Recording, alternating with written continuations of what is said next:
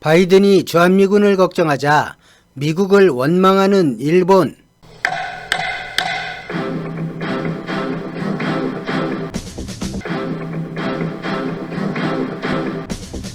준비기간 1개월에 합의하고 중국과 일본은 한국 침탈이라는 수단으로 중일 간 경제 정상화 방안에 합의했습니다. 한국을 엮지 않고 두 나라가 전격적으로 제재를 풀고 화해하면 될 일인데 중국도 일본도 경제외에 꿍꿍이가 숨어 있었습니다. 중국은 자신들이 어느 정도 침탈하더라도 한국이 방어하는 것 외에 군사나 경제에서 공격적으로 나오지 못할 거라는 자신이 있었고, 역사적으로 보아도 한국의 기본 군사전술은 방어 목적이 강했고 적을 불러들여 한국의 영토에서 싸우는 것이었기 때문에 중국이 손해볼 일은 없다고 생각했습니다. 무엇보다도 반미전선에서 일본이 이탈하면 미국이 중국에 화해를 시도할 가능성이 높고 성장이 멈춘 중국 경제를 다시 일으킬 기회라 생각했습니다. 일본이 이번 음모를 꾸미면서 가장 중점에 둔 것은 단순한 독도 침탈이 아니라 강한 해군력을 바탕으로 시료 지배에 들어가는 것이었습니다. 일단 시료 지배를 하게 되면 미국이 처음에는 반환을 압박하겠지만 중국과 서로 제재를 풀고 화해하게 되면 일본을 잡아야 하는 미국의 처지에서 결국엔 일본 지배를 인정할 거라는 계산이 있었습니다. 그리고 거칠 게 나올 것이 뻔한 한국을 중국을 의식한 미국이 제어해 줄 거란 판단도 이번 음모를 꾸밀 때 충분히 계산했습니다. 독도를 빼앗고 일본의 가치를 미국에 확인받는 것, 이것이 이번 일로 얻는 일본 이익이라 생각했습니다. 중국과 일본 외교부 장관의 북경 비밀회동은 정확한 회동 이유는 모르나 한국과 미국, 러시아 정보당국에 포착되었고 미국에선 경제 침체를 없애려고 사전에 교섭하고 있는 것이라 분석했고, 러시아는 한국과 중국 접경에서 군사력을 물리지 않은 이유와 연관이 있을 것으로 판단하고 있었습니다. 러시아 외교부 장관은 한국 대사를 저녁 식사에 초대했습니다. 러시아도 확실하지 않은 정보를 한국에 전달할 수는 없었기에 지나가는 말로 정보를 전달하려 한 것입니다. 오늘 저녁 초대 정말 즐거웠습니다. 한국 대사의 말에 러시아 외교부 장관이 웃었습니다. 어제 중국과 일본 외교부 장관이 북경에서 만났더군요.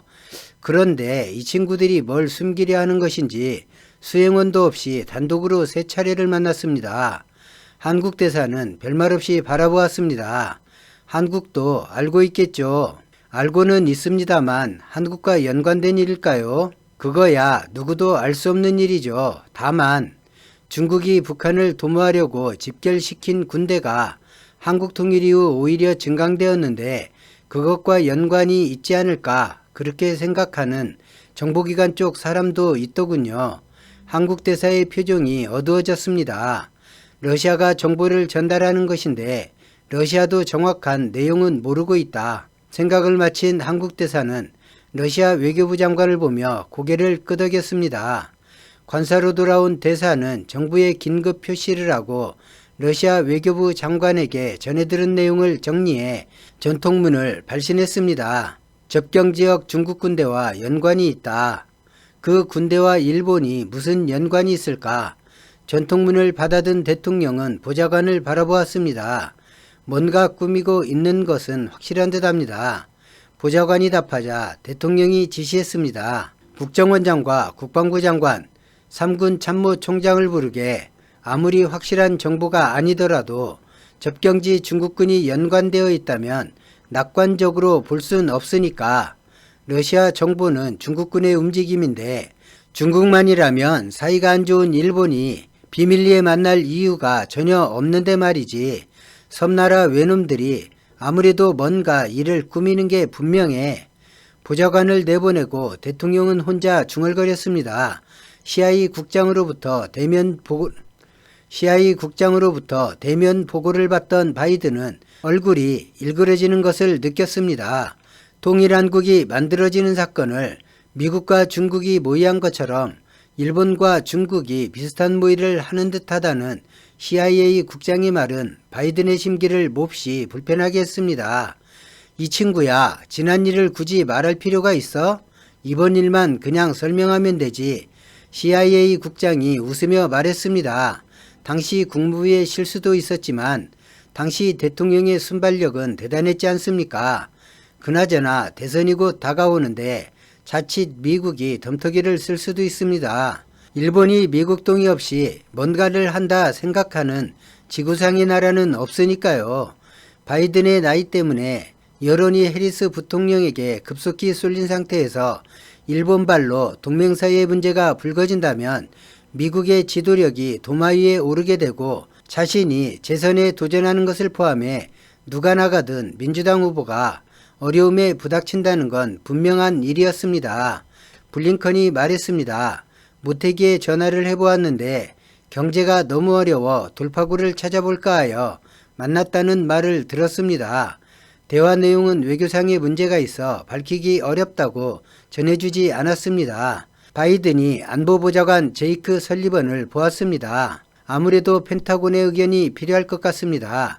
CIA 분석도 한중국경에 중국군을 언급하고 있고 군사 문제라면 중국이 굳이 일본을 만날 이유가 없는데 두 나라가 만났다는 건 군사적으로 무엇인가 양해가 오고 갔다고 봐야 하니까요.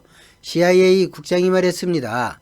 우리가 정보를 계속 수집하겠지만 왕이와 모태기가 두 번째 만나고 일본의 수상관제에서 늦은 밤까지 무엇인가 대책 회의를 했고 다음날 미국과 아무런 상의 없이 대만과 쿼드 역할에 대해 기자회견을 해버렸는데 질문한 기자에게 질문지를 건넨 것이 총리실이었으니 그림이 그려지지 않습니까?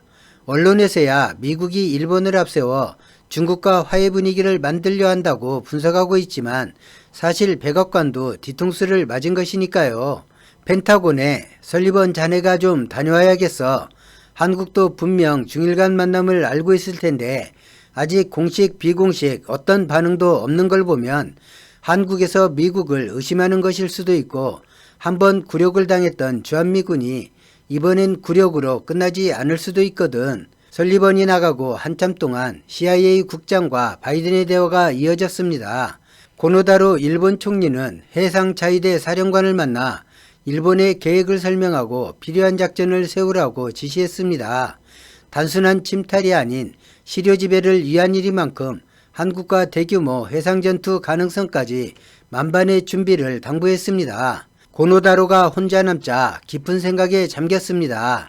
대만과 쿼드 문제를 미국과 상의 없이 처리했는데도 미국의 반응이 뜻밖의 거칠지 않았고 미국 언론들은 미국과 상의된 일처럼 여러 분석 기사를 내보내고 있는 상황이 고노다로는 마음에 들지 않았습니다. 일본 국내 언론은 일본 국익을 위한 중대한 결정을 했다며 반기는 모습이었고 미국이 사전에 양해를 해준 것처럼 모두 당연시하는 것도 마음에 들지 않았습니다. 미국이 난리칠 거라 생각했는데 허탈하군. 일본 따위는 없어도 그만이라는 건가? 한두 달 뒤에는 그 오만함을 후회하게 될 것이다. 그리고 한국 정도를 일본과 대등하게 대하는 일본을 무시한 대가를 치러야 할 것이다. 동아시아에서 군사충돌이 일어난다면 백악관을 빠져나가는 CIA 국장이 중얼거렸습니다. 일본도 중국도 아직 미국을 잘 모르는군. 오늘 영상은 여기까지입니다. 고맙습니다.